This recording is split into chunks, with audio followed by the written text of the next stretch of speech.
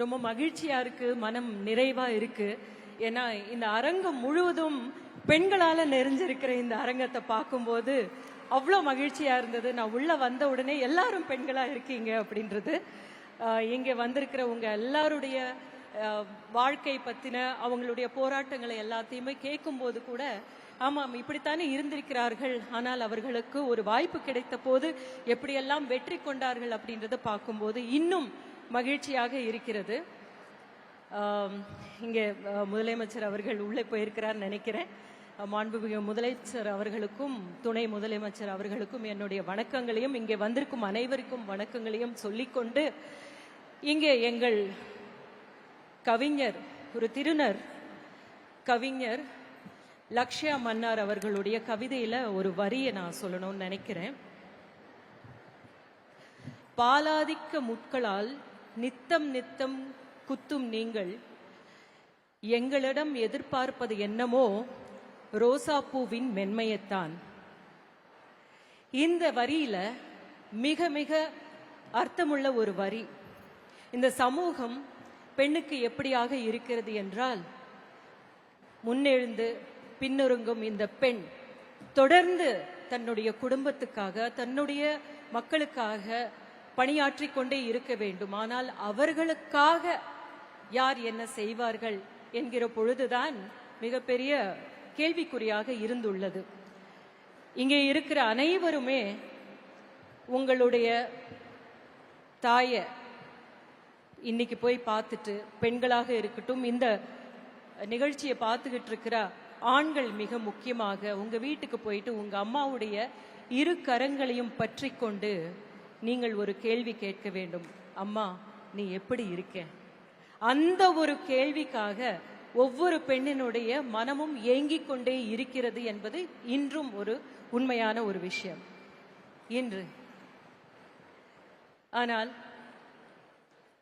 4 ஆண்டு காலமாக ஒரு முதல்வர்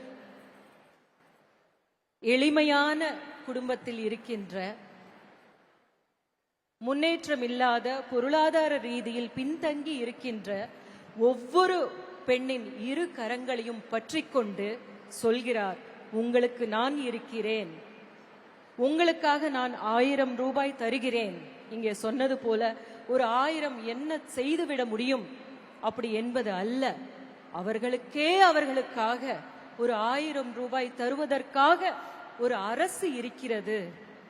உங்கள் அப்பாவுடைய சம்பாத்தியத்திலோ இல்ல உங்களுடைய மகனுடைய வருமானத்திலேயோ அல்ல, உங்களுக்காக உங்களுடைய உரிமை தொகையை நாங்கள் கொடுத்து கொண்டிருக்கிறோம். நீங்கள் அதை வைத்து எது வேண்டுமானாலும் செய்து கொள்ளலாம் என்று இரு கரங்களும் ஒவ்வொரு மாதமும் பற்றி கொண்டு நமது முதல்வர் அவர்கள் தந்து கொண்டிருக்கிறார்கள். அதுதான் மிக உன்னதமானது.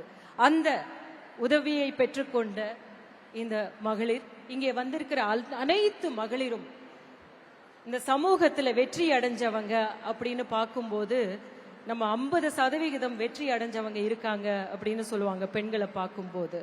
ஆனா மீதி 50% நாம் பெற்றெடுத்த பிள்ளைகள் என்கிற பொழுது 100% நாம் வெற்றி அடைந்தவர்கள் தான்.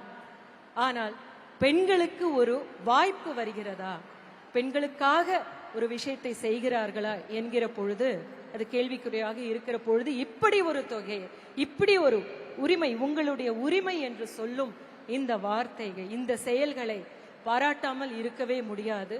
இங்கே இருக்கும் ஒவ்வொருவரும் அவர்களுடைய கரங்களை பற்றி கொண்டு சொல்கிறேன், இருக்கிறார். நமது முதல்வர் மாதிரி, நமது துணை முதல்வர் மாதிரி இருக்கிறார்கள். நீங்கள் கவலைப்பட வேண்டாம். உங்களுக்கு இருக்கிற எல்லா புதுமை பெண் திட்டம் நான் படித்த காலத்தில் இருந்திருந்தால் என்னுடைய படிப்பை தொடர்ந்திருப்பேன் என்று நினைத்து கொண்டிருந்தேன் அங்கே உட்கார்ந்து கொண்டு. அப்படி எத்தனையோ திட்டங்கள் மூலமாக முக்கியமாக பெண்கள் முன்னேற்றத்திற்காக பாடுபட்டு கொண்டிருக்கும் இங்கே அனைவருக்கும் முக்கியமாக நமது முதலமைச்சர் மு.க. ஸ்டாலின் அவர்களுக்கும் நமது துணை முதலமைச்சர் உதயநிதி ஸ்டாலின் அவர்களுக்கும் நன்றி பாராட்டிக் கொண்டு வாழ்த்துக்களை சொல்லிக்கொண்டு முன்னேறுவோம். தைரியமாக இருங்க. இங்க வந்துட்டீங்க இல்லையா, எப்பவுமே தைரியமா தான் இருக்கிறது தான் பெண்கள். ஆனா அவங்களுக்கு நம்ம கூட கைப்பற்றி கொண்டு போவதற்கு இருக்காங்கன்னு சொன்னா இன்னும் தைரியமா முன்னேறிடுவாங்க. வாழ்த்துக்கள். எல்லோருக்கும் வாழ்த்துக்கள்.